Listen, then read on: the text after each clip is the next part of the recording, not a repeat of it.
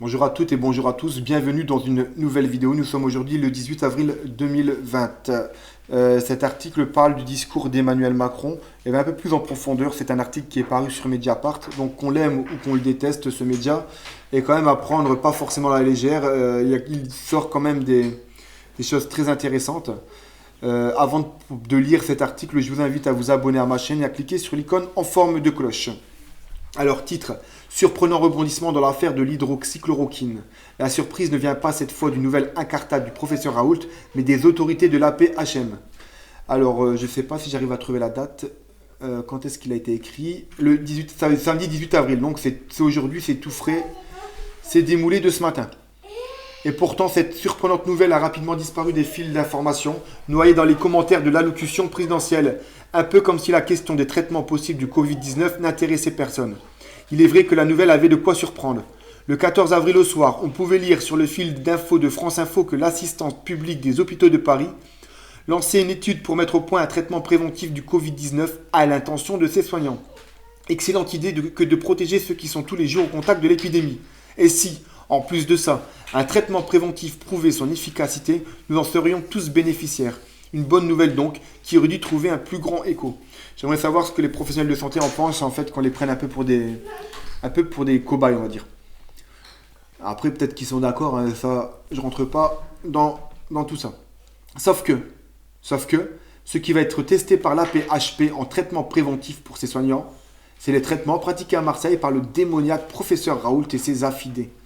Et pas un petit test. 300 soignants vont être empoisonnés, entre guillemets, par l'hydroxychloroquine, dont on a cessé de nous dénoncer les dangers. Je rappelle que l'hydroxychloroquine a été acceptée par la FDA aux États-Unis en 1949 de mémoire. Ça fait plus de 70 ans qu'elle est utilisée. Et que des milliards de personnes ont bouffé l'hydroxychloroquine. Et aujourd'hui, on nous présente cette molécule comme étant le danger suprême, avec des effets secondaires incroyables, etc. 300 autres auront droit à l'azithromycine, un antibiotique banal, mais que personne avant l'IHU Méditerranée n'avait eu l'idée d'utiliser contre cette infection virale. Depuis, l'idée a fait son chemin par des voies non officielles. Des médecins soucieux de soigner leurs malades avec quelque chose de plus efficace que le Doliprane ont obtenu des résultats encourageants avec cet antibiotique. La nouvelle était tellement renversante que j'ai cru à une fake news. Je suis allé vérifier sur d'autres sites, tout concordait. Le lendemain, France Info ne publiait pas de démenti, mais la nouvelle avait disparu de la une pour faire place à un nouveau Raoult bashing. Putain, c'est incroyable. J'attends un jour de plus pour voir ce que mon journal favori, spécialisé dans l'investigation et l'esprit critique, en pense. Il n'en pense rien, il n'en parle même pas. Je me vois contraint, moi qui ne suis pas journaliste d'investigation, de faire l'information et le commentaire. D'abord, lorsqu'un essai implique 600 personnes, ce n'est plus un simple essai. Surtout qu'il ne s'agit pas de n'importe qui, mais de gens dont la présence sur le front de la lutte contre l'épidémie est essentielle et que l'on ne peut se permettre de risquer à la légère. Des gens suffisamment bien informés pour ne pas se laisser empoisonner par une substance vénéneuse. Ce qui confirme le fait que l'hydroxychloroquine est un médicament qui souffre très peu de contre-indications et dont les effets sont bien connus. Il peut donc être utilisé sur une large échelle. On nous a menti sur ce point. L'essai ne porte pas sur le remdesivir de Gilead ou autres médicaments inclus dans l'expérience Discovery. A noter que l'expérience Discovery est biaisée puisqu'elle ne prend que l'hydroxychloroquine. Elle ne va pas mettre l'azithromycine en complément, en supplément. Donc l'expérience Discovery, si vous en avez entendu parler, elle est complètement biaisée par rapport à ce que préconise le professeur Raoult. Donc bref, ça c'est un autre sujet. Ce sont bien actuellement les seuls qui ont fait preuve d'une certaine efficacité. Sur ce point aussi, on nous a menti. Il s'agit certes de trouver un traitement préventif, mais justement, les médicaments antipaludéens comme l'hydroxychloroquine sont utilisés à titre préventif. C'est ce que conseille l'Inde contre le coronavirus. Les médecins de l'IHU Méditerranée insistent sur le fait que le traitement doit être commencé tôt.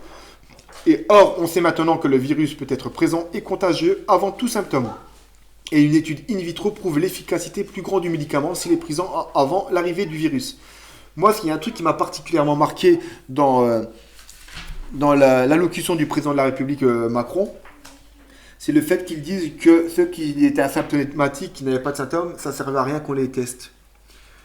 Moi, ça m'a choqué. Parce qu'ils n'ont eu de cesse de nous répéter qu'on pouvait être asymptomatique, mais pourtant propager le virus. Et dans l'allocution qu'il a faite il y a quelques jours, il dit que ça ne sert complètement à rien. Revoyez l'allocution, vous allez voir que ce que je vous dis n'est pas des bêtises, de tester les gens qui n'ont pas de symptômes. C'est hallucinant d'entendre ça alors qu'on nous a bassiné pendant des semaines, des jours, des semaines, des mois sur le fait qu'une personne asymptomatique pouvait propager le coronavirus. Donc je ne sais pas ce qu'ils cherchent à faire, mais bon. Il semble donc que le traitement... est-ce que j'ai... Non, j'ai pas lu. Inutile, voilà. Donc l'hydroxychloroquine efficace au début de l'infection peut fort bien s'avérer efficace pour protéger de la contamination. Pourquoi le ministre a-t-il décidé de la réserver aux malades à un stade avancé de la maladie? Pourquoi interdire aux médecins de ville de la prescrire à leurs patients? Il semble donc l'article est bientôt terminé, il semble donc que le traitement ONI du professeur Raoult, non moins ONI, intéresse les milieux médicaux. D'ailleurs, les gens curieux pourront... Je lis tellement d'articles, excusez-moi, je reprends. D'ailleurs, les gens curieux... Excusez-moi. D'ailleurs, les gens curieux pouvaient apprendre le même jour qu'une étude du même type allait être mise en place pour les médecins de ville et de cliniques privées. Les patients des EHPAD et les malades ordinaires attendront. Attention, je ne remets pas en cause que les personnels soignants soient les premiers à bénéficier de masques de test et d'hydroxychloroquine puisque nous sommes dans une situation de pénurie. Mais il faut sortir au plus vite de cette situation de pénurie pour que chacun puisse bénéficier de masques de test et de traitements efficaces. Si les médicaments Raoult paraissent efficaces pour les personnels de l'AP-HP, on devrait peut-être se poser la question de généraliser au plus vite leur usage. En attendant, il serait bon d'arrêter de mentir et de prétendre qu'il n'y a pas consensus scientifique sur l'utilité des masques, que tester toute la population n'aurait pas de sens et que le traitement utilisé par l'IHU Méditerranée ne sert à rien, voire dangereux. C'est hallucinant. Je vous invite à vous abonner à ma chaîne, cliquez sur l'icône en forme de cloche, partagez cette vidéo. Je vous dis à très bientôt pour une prochaine. Ciao!